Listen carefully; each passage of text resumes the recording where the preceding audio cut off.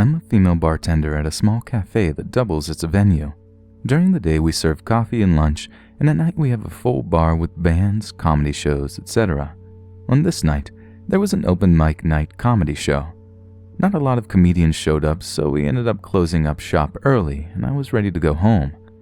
I had a patron come in and order a single beer during the comedy show. He was acting nervous, but being a female bartender, I get male customers that are shy or don't want to talk to women, so I didn't think much about it. He sat down, sipped his beer, and watched the show. Since we closed early, everyone was pretty much gone, and I wanted to lock up and clean so I could go home. After I escorted the last couple out of the bar and got ready to lock the door, I see the man from earlier walk down the back hallway and into the men's restroom. Not even a minute later, he bursts through the door yelling, "Hurry! Come back here, I need help!" I stood at the opposite end of the hallway and asked him what was wrong. "The toilet's overflowing. There's water all over the floor. Help me clean this up." I could tell that something was wrong, and I replied, "It's okay, man. It happens. I'll mop it up. I'm just trying to close up right now." He continued to argue with me, trying to get me to come into the bathroom with him as I stood about 20 feet away down the hallway. Finally, he walks towards me very aggressively and tries to grab my arm. "You need to come back here now," he says. I immediately put my hands out in front of me so he can't come any closer, and I tell him he has to leave. He walks outside and I lock the door behind him. I check the bathroom and it's completely spotless, no water on the floor at all. I flush the toilet and the urinal and they both are working fine. I start to get nervous and I take my large pocket knife and clip it to the waistband of my pants, just in case. As I'm cleaning our espresso machine and putting toppers on the liquor bottles, I hear a tapping noise.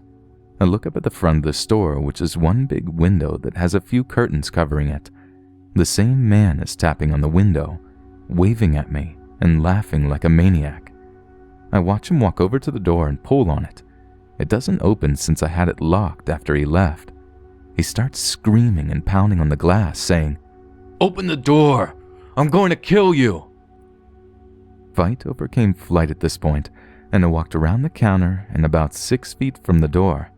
I pulled out my knife and locked eyes with him and yelled, "I'm calling the cops! Get out of here!" He smiled and walked out of the view of the window. At this point, all of my adrenaline just crashed. I locked myself in the office and called 911, crying, explaining that I'm alone and a man tried to lure me into the bathroom and was outside trying to get into my bar. I waited an hour and a half and no police showed up. I called my boyfriend and he drove up to the shop. My manager watched the security cameras from home, making sure that the man didn't come back. I did the deposit and immediately drove home, my boyfriend following close behind me. My male barback has been coming into work with me so I'm not alone, and the managers have been keeping an eye on the security cameras while I'm working, just in case he decides to come back.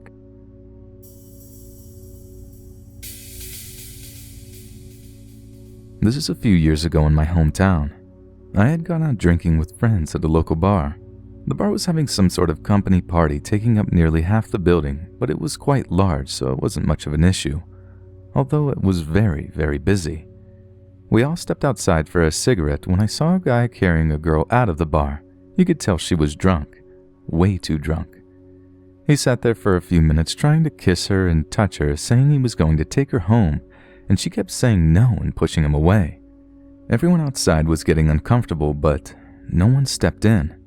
He said he was going to go get his stuff and take her to his house, even though she kept saying no. When he stepped inside, I stepped forward and asked her what was going on. I could see that she had an obviously broken or very, very twisted ankle. She said that she fell and that she couldn't walk.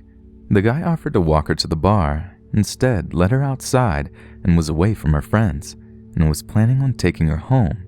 She didn't have any of her stuff on her, and she was crying pretty hard from pain and fear. I was seething with anger at this time. I couldn't believe what was happening. My friends told me at this point to not get more involved, but I picked her back up and brought her inside and sat her at the nearest table where an older couple was watching a hockey game. I explained the whole situation and what I saw. At this point, I saw the guy coming in from outside, obviously confused when he didn't find her laying on the sidewalk for him to take her home. The older man had apparently seen some of this from inside the bar, so when I pointed at the man that did it, the old man stood up and looked him dead in the eyes and said, "Oh, that piece of dirt? Yeah, don't worry. He's not coming anywhere near her." The guy tried to confront us, but as soon as security noticed, he left in a hurry. After it all settled down and we explained to the bouncer what had happened, the older couple took her to the Meta Center for her ankle and texted me when they got there safe. I heard from the girl after and she thanked me profusely. Apparently her friends hadn't even noticed she was gone that long. It disturbs me to think what this guy was thinking of doing. Even with her obviously injured leg and her saying that she needed to get to a doctor, he was just ignoring her talking and continued trying to do things with her.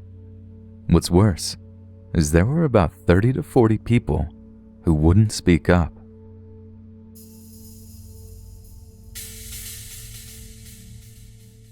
I'm a female and was 22 at the time. The story takes place in early January in Madison, Wisconsin. Madison is notorious for its drinking culture, boasting the famous kilometer-long State Street, basically one long uninterrupted series of bars. It links the university library to the state capitol. I had parked my car at the end near the library and met up with some friends. We ended up at this bar next to the capitol where we ran into many old high school classmates. My friends decided to leave earlier, but an old former friend asked me if I could give him and his older brother a ride back. I agreed. So I waited for him to finish his drinks so we could leave. I waited and waited. I must have waited for about 20 minutes. About 10 minutes to bar close, 2 a.m., he tells me he's getting a ride from someone else instead. I'm livid, but don't show it and walk off. Now I have to make it back to my car while all the drunks exit the bars hollering at any girls they see. There's an icy wasteland between me and my car, so I bundle up and start walking briskly down State Street. Catcalls, jeering, crude propositions. I'm practically jogging at this point. Suddenly this guy catches up to me and starts trying to start a conversation, mid-jog. He asks me my name, where I live, what I'm doing now, and all manner of inappropriate questions. I get super weird vibes and try to shake him, but he follows me until nearly the end. I realize that the very last bar is coming before I have to round a corner to get to my car, where we would have been alone. I made a ballsy decision.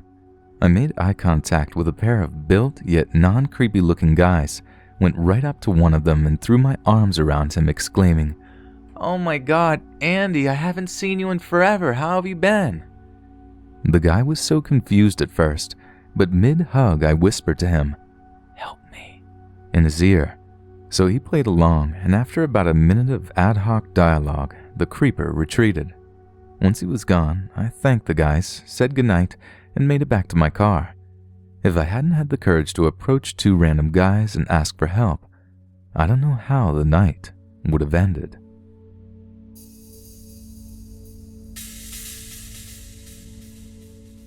I'm a karaoke DJ.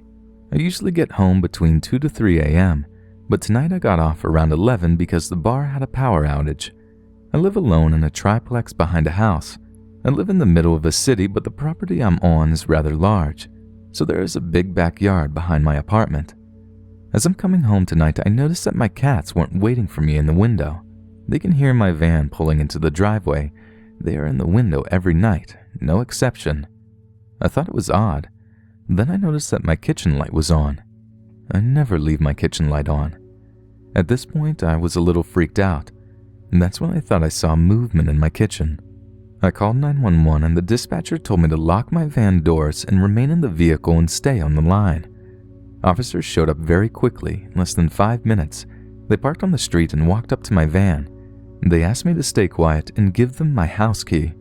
One officer went to the back of my apartment and the other used my key to unlock the door. When he opened the door, all was quiet. Then he yelled really loud, telling someone to come out. I heard the police officer that was in my backyard start yelling, and the other officer ran out to join him. My neighbors had come outside at this point, and I was freaking out. It seemed like a long time, but they walked out a cuffed woman towards me, and it turns out that it was a patron that I had 86th this last weekend. I don't know how she found out where I lived. She was hiding in my bedroom closet, with a very large knife and a bundle of rope. I don't want to think about what would have happened if I had gone to bed with her waiting for me. I would be taking a gun safety course. But really, before I found this community, I wouldn't have noticed all the little things that were out of the ordinary tonight.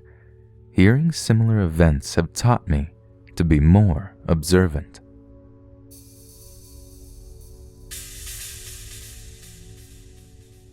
I used to drink at a certain pub in Glasgow and go into a nightclub after.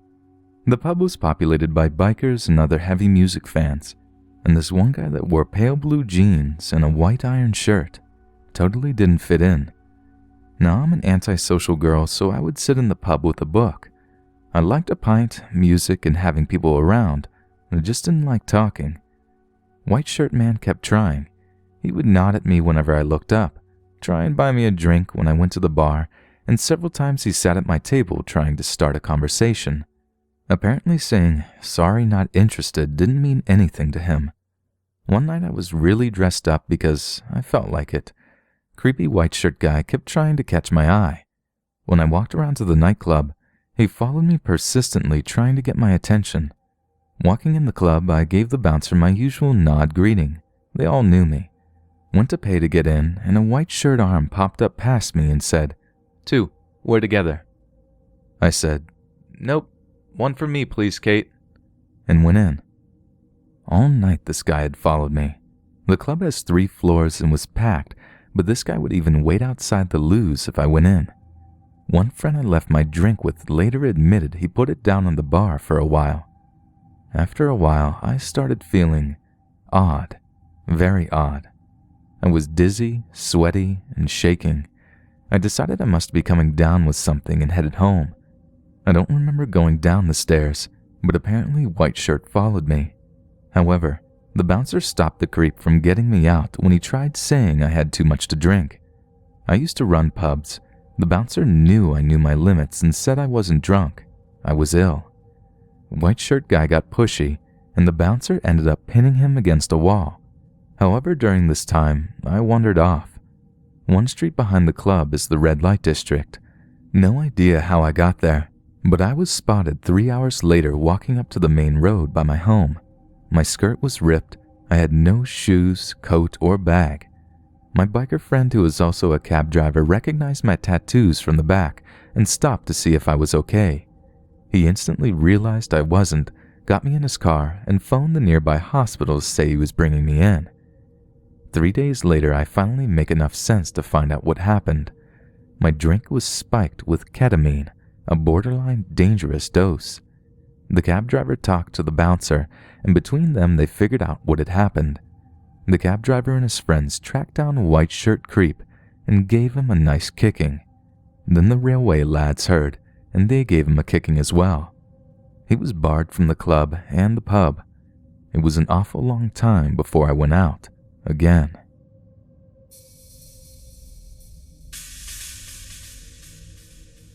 I had just moved to a small resort town and was living in staff accommodation at a hotel where I was employed as a chambermaid. All of the cleaning staff were women. The owner only wanted females living in staff accommodation. We weren't even allowed to have men over to our quarters. I've moved away to escape a possessive ex-boyfriend, which is really another story in and of itself, and I was 19 and had lived a fairly sheltered life due to controlling boyfriends and an overprotective mother, so I was quite naive. I'd never been to a bar before, so when my coworkers invited me to the one and only bar in town, I excitedly went along. It was Friday, and the bar was full of people. A rather attractive man approached me, and we started up a conversation about paranormal stuff and religion. He too had moved there for work. He was a cook and was given a room in the hotel he was working at, which happened to be only a minute away from the bar. Our conversation was quite interesting, and he seemed nice, and the bar was starting to get rowdy. So when he invited me back to his place to talk, I said sure. This was incredibly stupid. I realized that now. As soon as he opened the door to his room, he was trying to get me into his bed. It hadn't been apparent before how drunk he was, but suddenly he could barely form a coherent sentence and was slurring and mumbling all over the place, posing on his bed like Kate Winslet in Titanic, though with his clothes on, thankfully, and drunkenly inviting me to join him. I got the hell out of there. I reconnected with my coworkers at the bar. One was talking to a tall man, and she introduced me to him, saying he was a friend of hers before leaving us to go on the dance floor. We talked for some time. I felt safe with him because he was a friend of my coworker, and he offered to give me a ride home. Before you start thinking that I'm completely naive, I should mention that in this town, there was only one taxi. The driver of this taxi was known by the townspeople to molest his fares, to the point where almost every woman and a few men who had lived there a few years had a story about him. Also, my coworkers were all hammered, so my options were 1. Late-night drive on a winding road with a drunk driver, and 2. Riding with a taxi driver who would likely sexually assault me, 3. This guy, and 4. Walking home alone 6 kilometers through forested areas with bears and cougars. Option 3 seemed like my best bet. As we went to his car, I started telling him about the guy from before, gauging his reaction. He was sincerely upset for me about it, which made me feel more confident in him. If he was a creeper, he'd be making excuses for the guy, right? He invites me over to the house he's staying at, saying that it sounds like I've had a rough night, and he's not trying to hit on me. It's just that the people he's house-sitting for have an amazing home theater and tons of movies, and we could watch something. I'm pretty keyed up from the night, so movies sound like a good idea to me, and I go along with him. We get in, and he shows me to the living room. There is a big, awesome home theater and a huge crate full of DVDs. "Pick whichever one you want," he says. I look through the collection. There's a lot of romantic comedies, but I worry that if I choose one of them, he'll think I'm coming on to him. I grab Silence of the Lambs instead, because not a sexy movie, and also I've never seen it. Right at the point where Hannibal Lecter is talking about eating someone's liver with fava beans, the guy puts his hand up my skirt because, I don't know, I'm supposed to be all hot and bothered by cannibalism or something. I guess I may as well have picked a romantic comedy for all the good picking a horror movie did for me. My memory of the rest of the night is pretty hazy. I got him off of me. He chased me through the house. It was under construction, so there were big, thick plastic sheets hanging from some of the walls. It was a huge house, and I wasn't familiar with the layout, so I had no idea how to get outside, and I didn't know the town well enough to get myself anywhere but lost once I did. We were on a tiny road off on another tiny road off on another tiny road in the middle of the forest. Basically, I ran, and he chased me. Eventually, I found myself in a bedroom that had a door that locked. I locked it and leaned against the door, crying, as he pounded on the other side of the door, yelling. After a while, something weird came over me. I opened the door and demanded that he take me home. "Oh yeah? I'll take you home tomorrow," he said. "No, you will take me home now."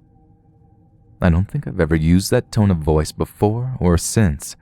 I don't think I could do it again if I tried. Somehow, with those 7 words, I managed to instill enough fear into him that he immediately took me to his car and drove me home. It was a messed up night. When I went to work the next day, I found out that my coworker wasn't actually friends with that guy. In fact, she'd never met him before. She was just trying to set me up.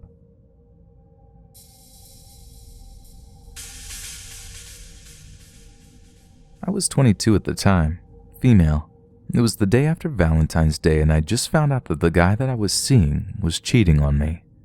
A coworker and I decided to grab some drinks at our favorite bar after work. We dropped my car off at home, 5 minutes away, and she drove. We were having a great time, and this cute guy was sitting near us and seemed to be alone. Figuring how I was newly single, I figured I'd chat him up. He was nervous and seemed shy, and we invited him over to sit with us. He was a bit socially awkward, but seemed harmless. We got to talking about what we did for work. He told us he was a parole officer and also helped the local police at times.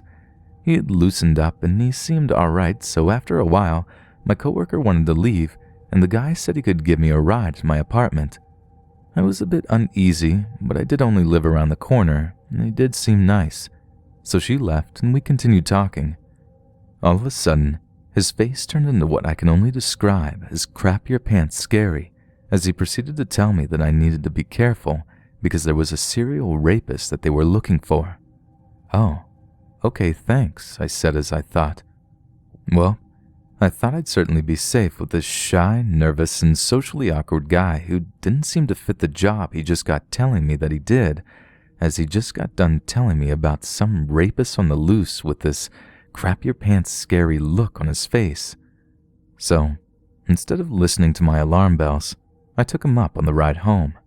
I was too drunk to walk and cell phones didn't exist, so I thought, okay, it's 5 minutes. We get to my apartment, and I get out of the car and he asks if he can use my bathroom. I tell him no, my roommate is there and I don't bring people she doesn't know into our home. He kept asking and getting irritated, and my alarm bells go off and they are screaming at me to get the hell away from him. The front door to the complex is locked, and you have to be buzzed in or you are out of luck. I take my key and have it ready to go so I can quickly unlock the door. At this point, I decided to make a run for it, full-on sprint mode like I'm Jackie Joyner Kersey. I caught him off guard and had a good head start on him as he began to chase me. I shoved the key in the door and slammed it shut behind me and booked it to the stairs like my life depended on it. I could hear him banging on the door as I got to the stairs. I ran all the way up 5 flights of stairs, ran into my apartment and locked the door, sat down and cried as my roommate stared at me in horror.